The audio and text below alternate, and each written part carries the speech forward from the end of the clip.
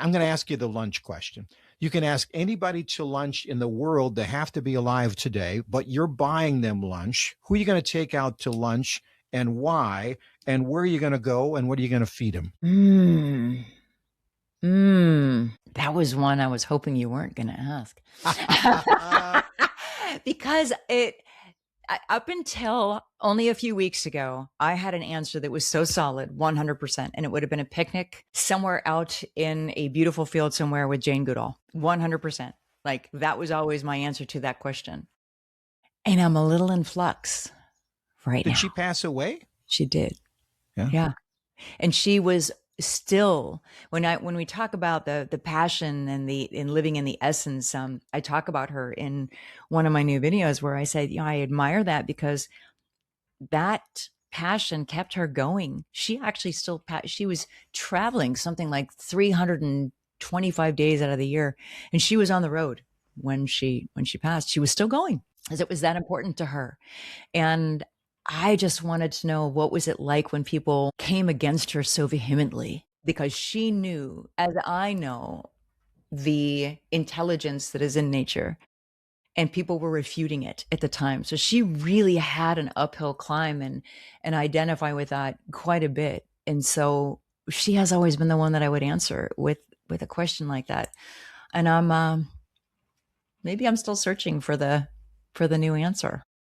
So I'll give you the old one. Yeah. I'm surprised. Many people mention famous people, but many other people say, I want to go talk to, and it's an old friend they haven't seen for a while. Oh, isn't that interesting? I'd go I go to lunch with my dad. Oh, yeah. I really enjoy his company. And wow. I was, when I was asking it, I was thinking for, world leaders or famous people or what, but it was, to them, it was more about, and they said this, well, if I went with a famous person, I don't know that we'd talk about anything important. And I don't know that they would remember the conversation. Isn't that interesting? They wanted to have a conversation that was meaningful for both parties. Yeah. Yeah. And rather than just be oh, you're a famous person. Okay, yeah, you're the 700th person who's wanted to have lunch with me. So blah, blah, blah. They wanted to make sure that it was meaningful to both parties. And so they didn't go there. Just for fun. I live in South Dakota, the middle of nowhere, literally. People always talk about Dakota. They get both North and South mixed up. I mean, they just they're oblivious to the fact that there's not a lot of people here, and we get used to hearing that all the time. I think it would be interesting to have lunch with probably somebody who's at the peak of the noise, Taylor Swift, at a sales barn in Ipswich, right? Which is because it's in the middle of nowhere. Nobody would recognize us. They would look and go like, that kind of looks like Taylor Swift over there. But it could be. But it would be something where I could take her out of her element. And, animals calm people down. So does emptiness. So one of the things you like about South Dakota is that there's a lot of horizons and there's a lot of quiet.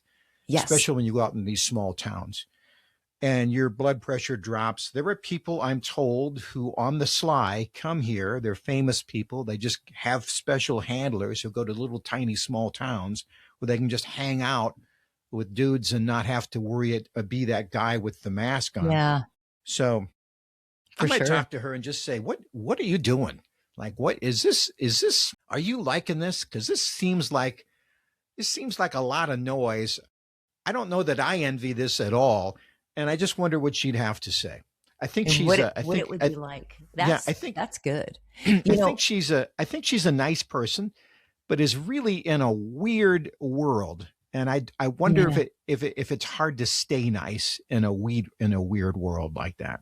Well, your question about fame, that's a whole nother level. I mean, my level was like, down in the incy-bincy area down there, but she's off the charts. Very few people in the world have that kind of recognition. And that just, you have to, in order to go under the radar, is it putting on a costume just so you can feel like you again, which is so strange, right? And you are not allowed. I mean, who even knows who you are?